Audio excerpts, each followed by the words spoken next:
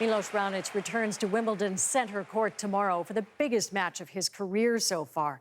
The 23-year-old is currently ranked 9th in the world, but his meteoric rise began in early 2011 when Raonic broke the top 30 and won his first ATP title. After that victory, Milos Raonic sat down with Peter Mansbridge to talk about tennis in Canada and a childhood dream that's still alive today. So how are you handling all this success that's come, I guess so rapidly for those who watch you, but for you it's been a steady build-up, but it's still been pretty impressive. How are you handling it? It's a lot of fun to deal with, and it's a lot of fun to deal with everything that comes with it, from being here with yourself and getting to do all the fun things that I never had a chance to do before, and it's really something that comes with the good success. I feel like with everything that's happened, I can use it for more than just myself, for more than just the Milos Raonic career. I feel I can use it to help tennis grow in Canada. I always see you mention that in interviews and in news conferences, but do you really think about that in terms of trying to build tennis in Canada? When I'm serving break point down or on match point, no. But when it comes to the press conferences, when it comes to being invited to do an extra event, when it comes to having a chance to speak about it, having a chance to get it recognized, having a chance to endorse and help it grow, then yeah, for sure. And it's important to me, and I think it's important on a national perspective. Well, it's interesting you keep that connection. I mean, obviously your family's here, but you don't get to be in Canada very often by the very nature of your sport, but you still feel that connection. Yeah, it's important to me, and the Canadian community has given me a lot. When we first moved here, they gave our whole family a great opportunity, and yeah, we worked for it, but there was a great structure within the Canadian community to be able to have that opportunity for my brother, my sister, my parents, and myself. And if I wasn't in Canada, I don't know if I ever would have picked up a tennis racket in the first place, if I ever would have taken it on a professional level, if I ever would have had all these opportunities, support, and all this kind of stuff. Well, let's get back to your success, because some think that managing success is almost harder than managing failure, especially sudden success. You don't see that. You have to stay grounded. My parents, my agent, my coach, everybody around me, the people that I trust with everything in my life, they'll be the ones to make sure I do stay that way. How do they ground you? They'll give me reality. If they feel like I'm slipping up or if I'm getting too ahead of myself, they'll be the first ones to say it. They won't wait a week, they won't wait a day, they'll say it within 15, 20 minutes of them noticing it. And yeah, everybody does change with success. It's hard not to, but the job is to try to change as little as possible, because that initial success became of who you were originally. So that's my goal right now. Why was it tennis that you took up when you stepped back? The start was just a casual thing, but I think it really stuck to me and it sort of grew on me, and I started to love the sport was because of the individuality. Always, I played basketball for fun, I played street hockey for fun, and I would always play it, but I never had sort of that feeling that, okay, I'm gonna go now on the computer, see how everybody's done over the last 10 years, learn about it, learn everything from the history of the sport. Tennis, that came to me quickly, and it was as much of a love as it was an obsession at the very early stages when I was young. A lot of people tell you I probably knew more about history than people that were probably playing tennis already 10 years at that point. What have you learned about yourself through success? I've learned that even though I've gotten pretty far, I'm still hungry for more, and that's the most important thing for me. I've done a lot in the last 2-3 months, but I don't think ever I was satisfied with it. I was always wanting more, and I think the only time I really stayed there and happy for a little while was after my first title, because I just needed it for it to sink in, because it's the first time at the top of the ATP level. Where I am now, I'm happy to be there, but it's not where I want to be.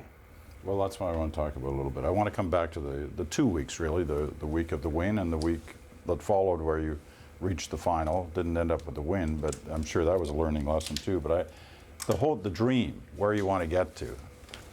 You probably haven't seen this since you filled it out when you were 13 or 14 years old, but it's the player development sheet at Tennis Canada where you were asked, as a young tennis player, to fill out things, including what are your long-term goals. And there you have it. You know, become #1 in the world in ATP singles. Yep. You were 13. Huh. That's still the that's dream? never going to change. Yeah. That's always where I want to be. And I promise you that nobody's going to put more sweat and effort and grit into getting there than I will. I don't mind doing the work, and I know I want it. So when I have to do the work, I never doubt it. I never think about it twice. I stay quiet, and I listen to the people I trust, and I just do it. You know, also in there, you talk about the things that you need to do and what your regimen should be, and included in there, at 13, was working on the mental side of the game.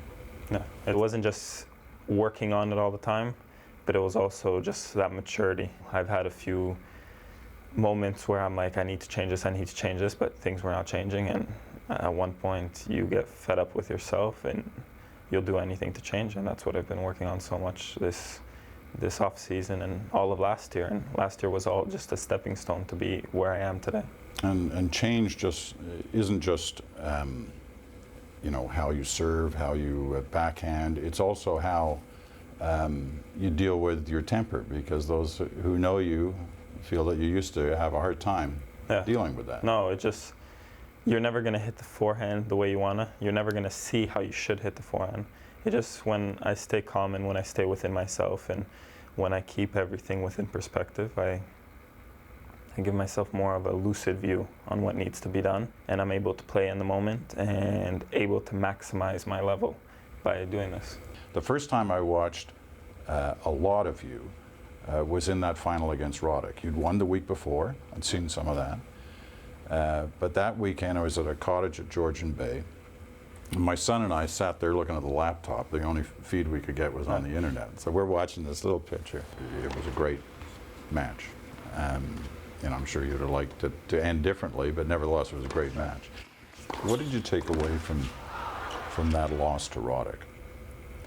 The most important thing, I guess, was even throughout the whole week was I just won San Jose. It was a big thing. It was getting a lot of recognition here in Canada. I was hearing about it all the time.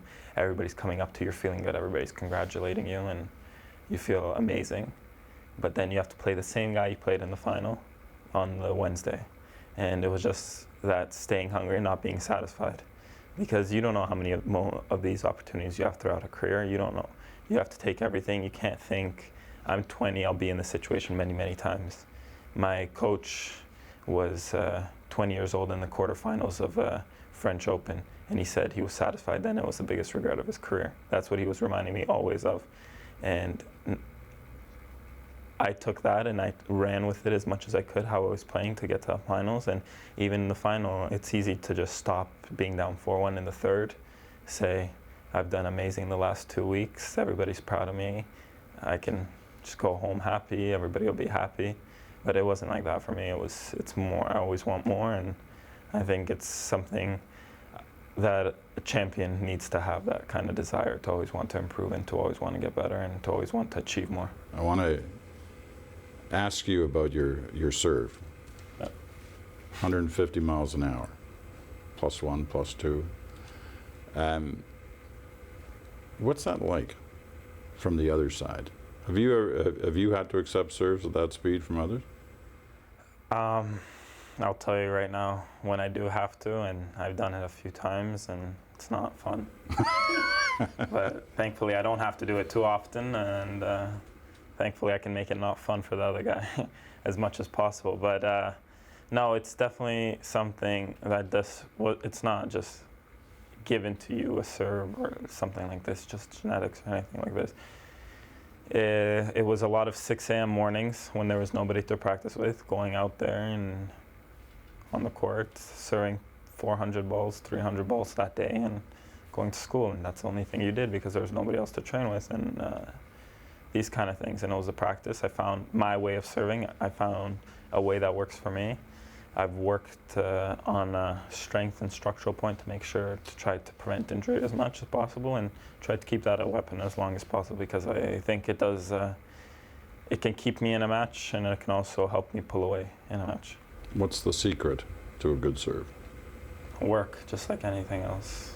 Practice. Practice, over and over. work, It's a secret to everything.